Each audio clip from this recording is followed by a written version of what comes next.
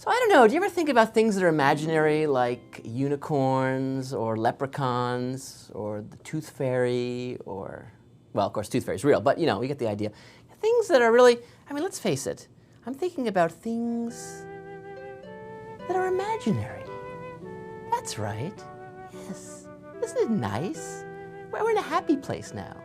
But really, sometimes things that are imaginary are required because they're just not real. You know, they're just not real. Let me show you something that just ain't real. In fact, you may remember when you're taking like square roots, if I said to you, what's the square root of -9? What you've got to say there is you've got to say, okay, no problem. I've got to find some number that when I multiply it by itself, it's going to equal -9. Now, wait a minute. If I take a number and multiply it by itself, whether it's positive or negative, when I multiply by itself, it becomes positive, unless it's 0, in which case then it's 0. There's no way that I'm going to be able to take two numbers, multiply them together, and get a -9. So this is just not going to happen. This is just not real. Not real.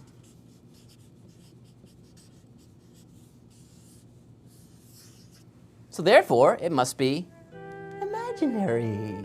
Let's pretend. It's pretend time. Now, if we were to pretend, let's just pretend for a second that this really was some sort of wacko number. Well, what would we say about it? So now let's just have a little fantasy. So a little imaginary fantasy never hurts.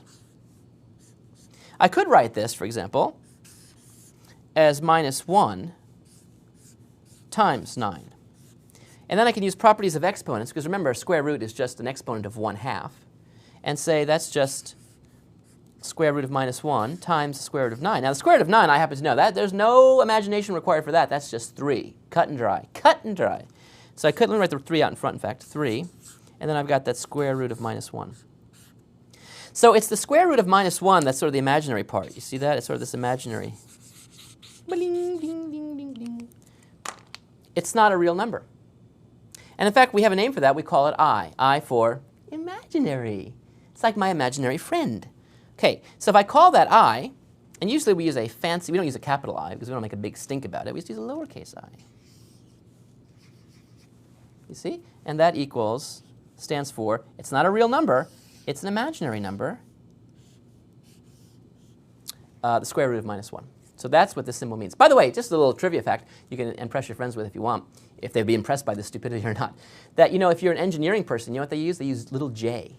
That's right, they have the thing sort of dangled this way. But who cares? Anyway, we'll use I because that's what it's supposed to be. The engineering people don't know what they're doing. Oh, gee, that's, okay. Anyway, okay.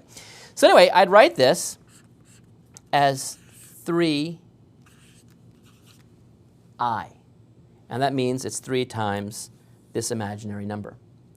Okay, well, when you're armed with that, now you can start actually writing all sorts of numbers. Because what we can do is write what are called complex numbers. You see? Complex numbers. There it is.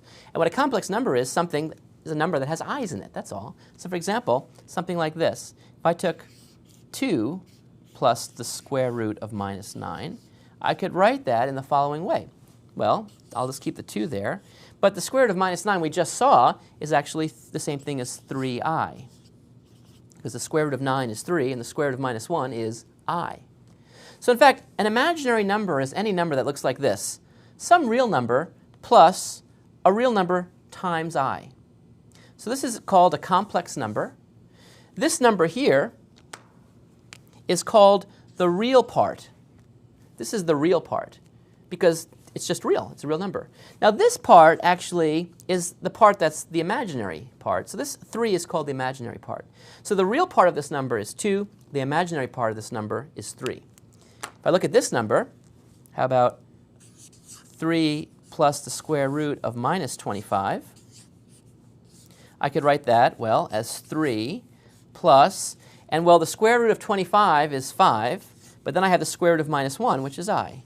So this is a complex number, 3 plus 5i, and the real part is 3, and the imaginary part is 5. So now you can actually start dealing with imaginary numbers.